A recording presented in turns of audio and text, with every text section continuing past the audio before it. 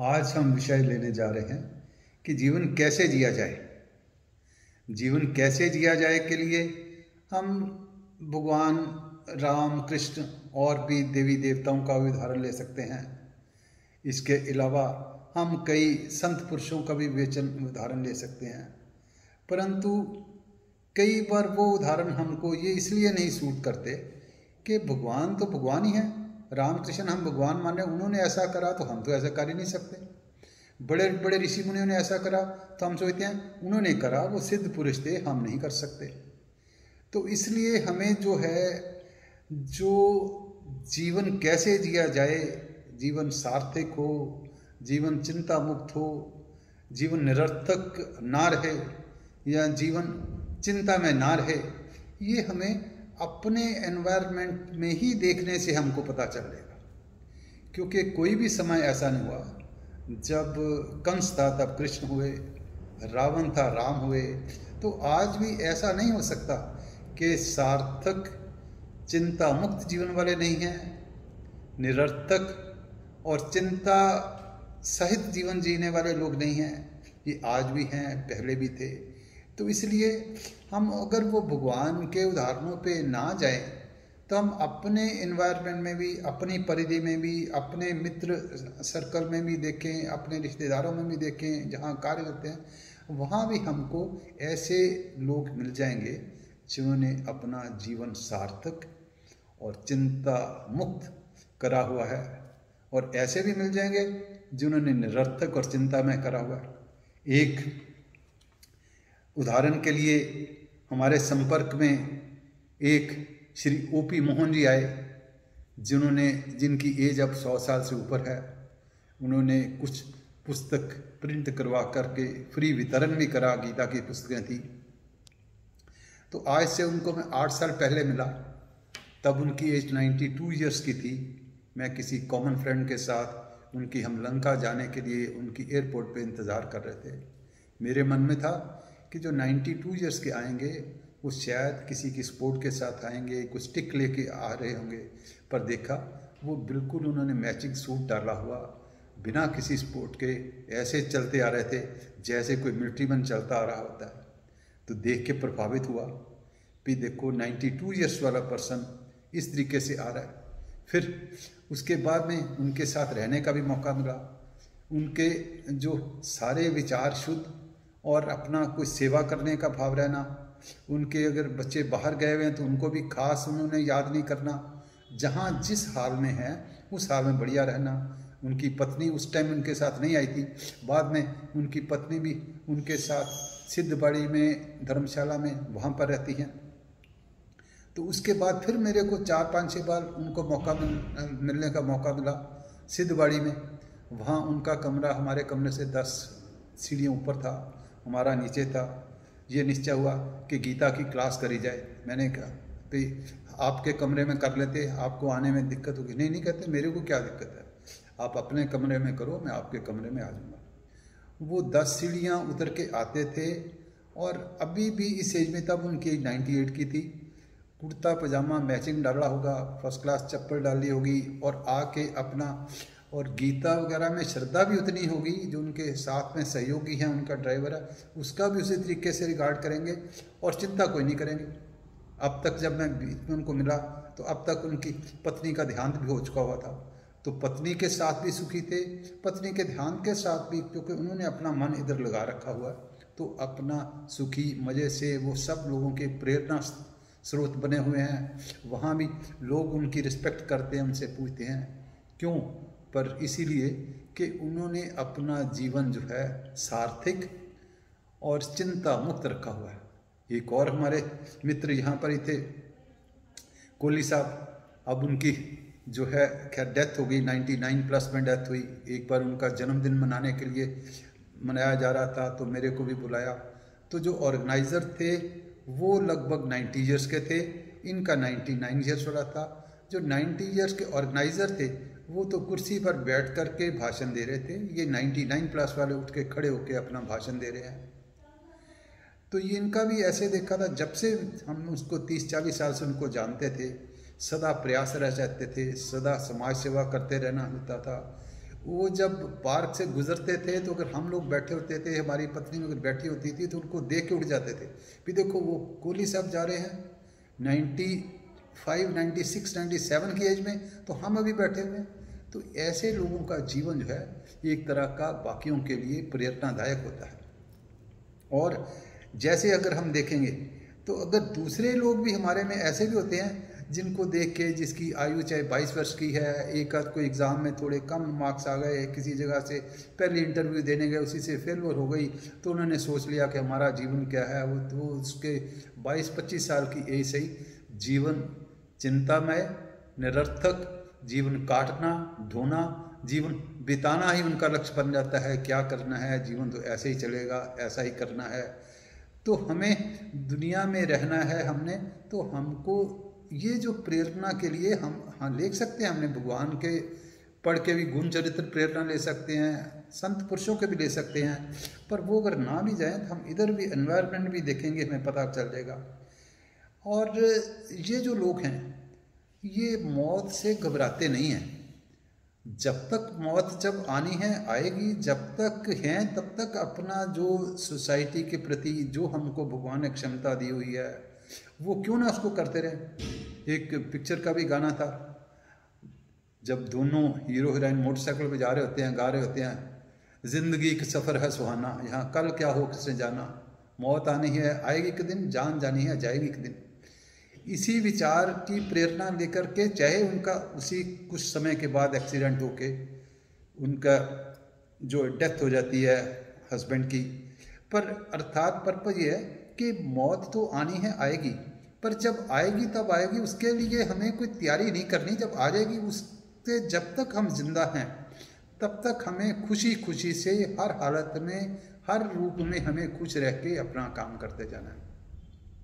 एक और पिक्चर ऐसी थी निरर्थक और चिंतामय वाली, वो उसमें महमूद होता है, घर में हवन चल रहा है, हवन में उसके मन में आता है हवन से थोड़ी सी आग निकलेगी, थोड़ी सी आग लग जाएगी, सारा जल जाएगा, ऐसा हो जाएगा, वो उसमें रोना शुरू कर देता है। तो ये हमको जो है सारे के सारे यहाँ पर ही दिखाई देने हैं, वहाँ पर ही हमें किस तरह के लोगों को जाना है, हमें जो अध्ययन भी करना है, हमें अच्छी पुस्तकों का अध्ययन करना है, अच्छे लोगों का संग करना है, तो हमें सदा चिंता मुक्त रह करके और जो जो भगवान ने क्षमता दी हुई है उसको हमने करके हमें, और इनडिसाइजिव नहीं होना, हमने डिसाइजिव होना है, निश्चय लेना है, अपना निश्चय करना है। भगवान ने गीता में भी कहा व्यवसायत्मक बुद्धि, निश्चयात्मक बुद्धि होनी चाहिए कि जो हमने कर्म करना है उसका निश्चय करके कर्म करो, निश्चयात्मक नहीं होनी चाहिए। अगर ये मारवाड़ में जाओ या राजस्थान में जाओ तो वहाँ के व्यापारी वर्ग भी कहते हैं कि अगर आपने कोई बिजनेस शुरू कर लिया, डिसीजन ले लो पहले, उसके बाद में कम से कम उसको 1000 दिन ट्राई करो, फिर अगर आपने कंटिन्यू करना है या नहीं करना सोचो। अर्थात हमें जो भी हमने काम करना है पहले सोच के फिर हमने एक तरह का डिसीजन ले जाना है। और जो डिसीजन संशयात्मा विनश्यति, जो संशय वाला है वो नाश होता है, जो डिसीजन लेने वाला संशय वाला नहीं है वो नाश नहीं होता। उसको भगवान भी जो है बीच बीच में उसके प्रयास के हिसाब से भगवान भी गाइड करते हैं, तो उसका जो चलता रहता है। इंडिसाइसिव की एक उदाहरण के तौर पे पढ़ रहा था कि कैरों चीफ मिनिस्टर होते थे आज से 40-50 साल पहले पंजाब के, वो अपना कार में जा रहे थे, उनकी कार में आगे एक रैबिट खरगोश उनकी कार के आगे क्रश होके उसकी डेथ हो गई। उनका सचिव भी साथ है, दोनों ने कहा क्यों हुई, उसने कहा इसकी मौत आई थी आ गई। दूसरे से पूछा, दूसरे ने कहा आप मेरे से भी पूछोगे, देखो जो हो गया हो गया, हम आगे चलते हैं। उन्होंने कहा नहीं, इसका कारण क्या, उसकी मौत का कारण उसका इनडिसाइजिवनेस था। वो जब सड़क पे थोड़ा सा आगे आया उसने पॉज लिया, देखा गाड़ी, सोचा कि क्या करा जाए, जब सोच के फिर दोबारा पीछे चढ़ना शुरू हुआ तो उसमें उसकी डेथ हो गई। तो ऐसे ही हम भी देखते हैं, कई बार हम कार चला रहे होते हैं, कोई आता है इंडिसाइजिव वाला, वो पहले आगे जाता है, फिर वो सोचता है, फिर पीछे आता है। कई बार वो उसका बैलेंस कार चलाने वाला सोचता भी तो आगे निकल जाएगा, हम इधर से निकाल लें। अगर वो पीछे मुड़ गया तब भी दूसरों को पता चल जाएगा आगे से निकालूं। जो इनडिसाइजिव होता है बीच में रुकता है और फिर बाद में सोचता है, कभी आगे का कभी पीछे का, उसका भी जो ज़िंदगी में उसको भी सफलता नहीं मिलती, उसका भी नाश होना जो लगभग निश्चित हो जाता है। तो हमें ये है कि हमें देखना ये है कि हमारी लाइफ जो है ठीक ठाक हो, हमें प्रेरणादायक लोगों से संपर्क हो और इनडिसाइसिव ना हो। भगवान ने गीता में कई जगह कहा है कि जो उद्रेदात्मन आत्मानम आत्मानम अवसादयेत, कि man himself is enemy, man himself is his friend. अगर हमने अपनी निश्चयात्मक बुद्धि से अपने मन को संयमित कर लिया तो हम अपने मित्र हैं, हमने डिसाइसिवनेस किया है। अगर हमने अपने मन को संयमित नहीं करा, व्यवसायत्मक बुद्धि नहीं रही, तो हम अपने ही शत्रु हैं। को बाहर से शत्रु या मित्र हमारा कोई नहीं है। हम जब डिसाइसिव हैं तो हम एक होती है सेल्फ एफिकेसी, भी अपना सेल्फ का क्या प्रभाव है, हमारा क्या प्रभाव है, हमारी क्या क्षमता है। अगर हमने उनको पहचाना, अगर हम कहते हैं कि ये कार्य मैं कर सकता हूँ तो वो ठीक है, मैं कर सकता हूँ। अगर मैंने सोचा मैं ये कार्य नहीं कर सकता, वो भी ठीक है, मैं नहीं कर सकता। क्योंकि जैसा आपने मन में सोच लिया, भगवान भी उसके अनुरूप ही आपकी सहायता करेंगे, अंदर से प्रयत्न भी आपका उसी से ही होगा। और अगर आपने सोचा नहीं कर लिया, दोनों ही ठीक है।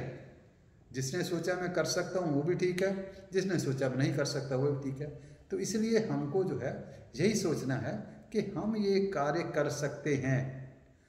मनुष्य की सबसे बड़ी जो है ये है अपने में क्या डेवलप करना, हमने सेल्फ एफिकेसी, अपने प्रभाव को पहचानना है। और दूसरा क्या है, श्रद्धा। श्रद्धा डिसाइसिवनेस। श्रद्धा का अर्थ वो है कि हमें ये है श्रद्धा, भगवान में श्रद्धा है या नहीं है वो दूसरी बात है। हमें अपने में श्रद्धा है कि नहीं है, हमें अपने में कॉन्फिडेंस है कि नहीं है, हमने अपनी लगन पे है पे भरोसा कि हमने जो शुरू कर लिया काम तो हम इसको जो करेंगे। हम अपने श्रद्धा जो है वही नास्तिक आज के ज़माने में कहा जा सकता है कि जिसको अपने पे श्रद्धा नहीं है, भगवान पे श्रद्धा है, वो भगवान पे श्रद्धा है, तब भी साथ में अपने पे भी श्रद्धा होगी कि मैं भगवान की पूजा इस तरीके से करूँगा कि भगवान प्रसन्न हो जाएंगे, मैं अपना कर्म इस तरीके से करूँगा कि भगवान प्रसन्न हो जाएंगे। भगवान की श्रद्धा से पहले अपने पे श्रद्धा, अपने में कॉन्फिडेंस, अपना संयम, ये जो करना जो है ज़्यादा जरूरी है। और यही है कि अपने पे श्रद्धा होगी तो अपने पे कॉन्फिडेंस आएगा, अपने के आएगा कि मेरा कम्युनिकेशन ऐसा है कि मैं दूसरे को समझा सकता हूँ, अपने में आएगा कि मैं जो सबके साथ कोऑर्डिनेशन के साथ चल सकता हूँ। ये जब अपने में सारे पॉजिटिव विचार आएंगे तो अपनी कम्युनिकेशन पे, अपने कोऑर्डिनेशन पे, अपने एफर्ट्स पे जब ये श्रद्धा होगी तो भगवान पे भी श्रद्धा होगी, तो तब आप कामयाब होंगे। अगर आप सिर्फ भगवान पे श्रद्धा करके अपने पे कॉन्फिडेंस नहीं है, कुछ नहीं है, तो भगवान की श्रद्धा, भगवान ने तो कहा ही है कि नहीं कश्चित क्षणमपि, क्षण भी बैठ नहीं सकता। अगर आपने आलस कर लिया, अगर आपने अपने मन को संयमित नहीं करा, तो भगवान के बनाए हुए रास्ते पे तो चल नहीं रहे, तो भगवान आपकी श्रद्धा का क्या करेगा। भगवान की श्रद्धा आप होगी जब भगवान के बताए हुए रास्ते पे चल कर के आप आगे बढ़ते चलेंगे, तो भगवान भी आपको स्वयं ही आपके साथ आके करेगा। भगवान ने गीता में कहा भी है, उपद्रष्टा मनता च भर्ता भोक्ता महेश्वरा, कि मैं जो काम करते हैं, अच्छा काम करते हैं, मैं उनके साथ और लग जाता हूँ, उनका भी करता हूँ, जो अच्छा भोक्ता भी उनके साथ बन जाता हूँ, पर जो नहीं करते उनके साथ मैं नहीं हूँ। तो हमें यही देखना है कि हमें जो है अपने जीवन को ऐसे ही बनाना है कि हमारे में पॉजिटिविटी आए, हमारे में जो ऐसा विचार आए कि हमें आगे प्रोग्रेस ही करनी है। हम जो ऐसे निरर्थक चिंता में वाले लोग हैं उनका साथ नहीं, हमें नित्य नए अपना अच्छे सत्संग में अच्छी जगह पे जाना है। तो जैसे हमने आगे कहा कि हमें जो है द्वंद्व सहिष्णुता, कि हमें सुख में दुख में अपने मन को भ्रमित नहीं करना। सुख दुख तो आता है, आए जाएगा ही, लाभ हानि होती है, होती रहेगी, अनुकूल प्रतिकूल परिस्थिति आनी है, सबकी आनी है। ये नहीं कि जो निरर्थक है उसको नहीं आनी, जो सार्थक है उसको आनी है, दोनों को आनी है। अगर हम मन को नहीं डिगाते तो जब हमारी प्रतिकूल परिस्थिति भी आएगी तब भी हम उसको फेस करके अपने कॉन्फिडेंस को बढ़ाएंगे। जब हमारी अगर दूसरी परिस्थिति आएगी, अनुकूल परिस्थिति आएगी, तो हम उसमें और प्रयास करेंगे। तो हम अगर अपने पे कॉन्फिडेंस रख के और हम अनुकूल परिस्थिति को, प्रतिकूल परिस्थिति को, सुख को, दुख को, लाभ को, हानि को, ये हम समान समझ कर चलेंगे तो हमारी एनर्जी जो है, शक्ति जो है, उसका हवास नहीं होगा, उसकी कमी नहीं आएगी। वो उसी शक्ति से हम काम करते रहेंगे। हमारा आगे प्रयास जो चलता चलेगा, हमें जो जिंदगी सार्थक होगी, हमें सफलता मिलेगी। अगर उसको हम नहीं करेंगे तो हमारी जिंदगी निरर्थक होगी, हमारा चिंतामय जीवन होगा। पर हमको चिंता मुक्त और सार्थक जीवन व्यतीत करने के लिए अपने में कॉन्फिडेंस और ऐसे लोगों का साथ करते ही चलते जाना है। इसके साथ ही हम समाप्त करते हैं। धन्यवाद।